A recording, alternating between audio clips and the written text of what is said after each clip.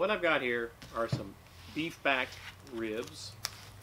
I think this is 2.5 pounds.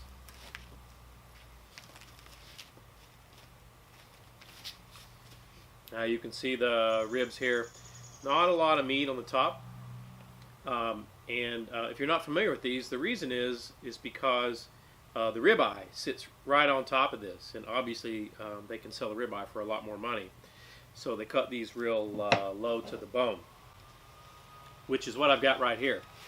What this is a ribeye roast, standing rib roast, whatever you're used to calling it.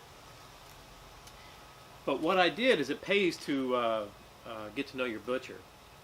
What I had him do was cut this off the bones, and you can see here, I had him leave some extra meat across the top of these bones. So this is a great reason to get to know your butcher, because now, hopefully you can see there's a world of difference where on this side over here, there's a lot more meat. Can you see that? A lot more meat on the bone. Anyway, let's get to seasoning these. We'll do that ribeye roast in another video. And what I'm going to use to season these is this Black Ops brisket rub. Now, at least when I do beef, I don't like to use a rub that has sugar in it, or much sugar, I should say. I want to taste the beef.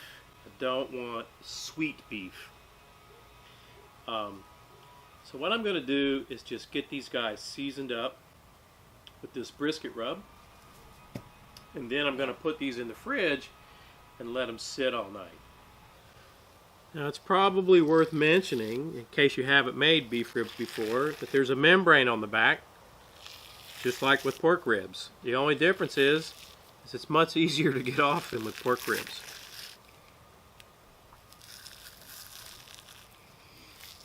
Okay. Now we're just going to season this backside up. And then I'm going to put these ribs on a pan, cover them with some cellophane, and let them sit in the fridge overnight to soak up this Black Ops brisket rub. We let these ribs sit in the fridge overnight. It's been about 16, 17 hours. You can see they've soaked up a little bit of that rub. All I'm going to do is just put another little layer on the tops. I'm not even going to worry about the bottoms. And then we're going to get these on the smoker. Now, if you guys watch our videos, you know we use the Masterbuilt smoker primarily. Well, I went to crank that dude up today, and it is broken. So we're going to do something a little different. I'm going to cook one of these slabs of ribs low and slow on the grill, and then I'm going to cook the other one using charcoal on my son's portable Old Smokey. Well, I'm going to try this new toy I got. It's called a Fire Up Charcoal Starter Wand. And it's supposed to light these coals in 1 minute's time, so we'll see. And so hopefully you guys can see that. This Fire Up has two settings. One setting gets much hotter, and then once you start to see the charcoal's light, you change the setting. It still blows heat, but it blows a lot more air to get it started. I would say right now the total time has been probably closer to 2 minutes instead of 1 minute. And I'm just gonna, get another one of these charcoals a little bit more lit, and we're gonna let it go. Now today, for the wood, I'm gonna be using this Mulberry. And again, I thank Justin over there at Gourmet Smoking Woods for sending this to me. I don't know if you've ever had Mulberry. It's pretty hard to get. But many folks will tell you that it gives like a blackberry flavor. So I'm just going to put a little bit in there. And we'll let this get going for another 10 or 15 minutes. And then we'll get these ribs on here. Alright, it's the middle of September and it's a bazillion degrees here today. The way I've got this grill set up is both of these burners are off. And then I've got my smoker chips here. You can see them smoking. And what I'm using today are these gourmet smoking wood chips. This is a blend of oak and cherry. So we can't thank those guys enough for sending those over to us.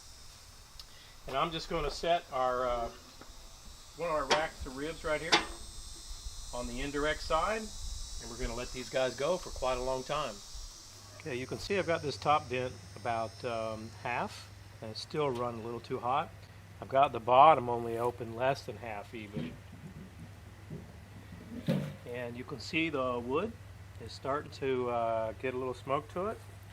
So I'm going to go ahead and get these ribs on here, and we'll see how it goes. Okay, it's been 2 hours. Yeah, I know they're not done. I just want to check on them. Oh, they're looking great. I think I'm going to add a couple more pieces of this mulberry wood.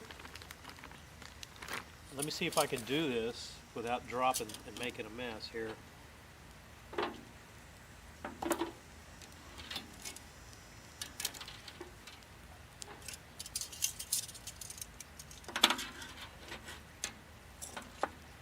Get that in the hole.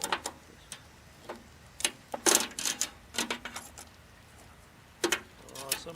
And what I'm going to do is just turn these guys, make sure one side doesn't get too hot, too much heat. Alright, put this back on. Alright, it's right at the 2-hour mark. I know they're not done, I just want to check on them. I'm going to rotate them.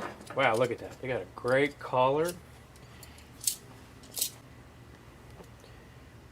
And you can see we're doing okay on the cherry and oak blend wood chips. I've been coming out here and once each hour, and it seems like it's just about enough. I got it open. We'll put a few more in here. I'm really looking forward to these ribs. Okay, it's been 4 hours. Ooh, looky, looky, looky. And I believe these are done. This is inserting into these guys so easy. And there's just tons of moisture on top. Let me bring you in for a close-up look. Now, I don't know if you guys see that. See this is the moisture.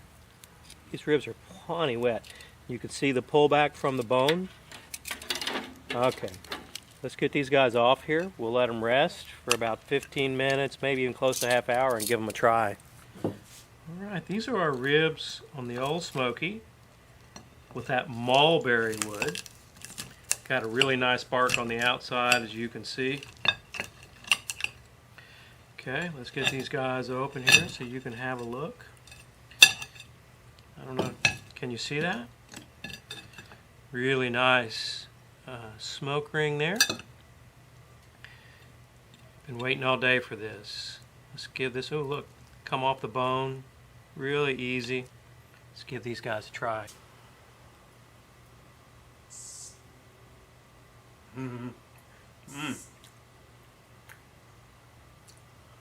Oh my gosh. So, first of all, they have an awesome beef flavor. It's smoky. And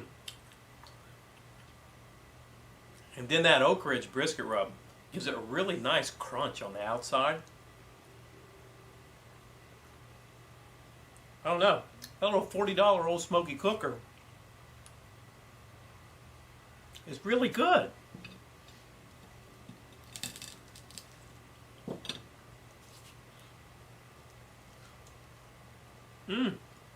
Okay.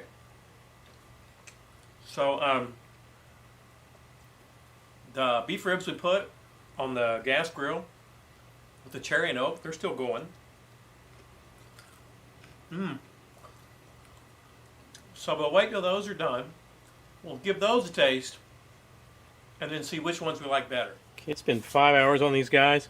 I wouldn't worry too much about the temperature. Look how easy it goes in. That tells you it's done. I don't know if you can see that. Look, they're just full of moisture. There's still moisture all over the top. We're going to get these beef ribs off here. These are the ones we smoked on the grill with the oak and cherry blend. And then we'll let them rest a bit and give them a try. You can see we got some shiner here. I don't know if you can see from the video, but these are just tremendously juicy. There's just moisture in this rib coming out everywhere. You guys see that? Look at the moisture. Look how you can see the moisture in it. Look at all of it there. Oh my gosh. All right. I say we give it a try. What do you say? Huh? Look at that. I can't believe how moist it is after all this time. It's been 5 hours.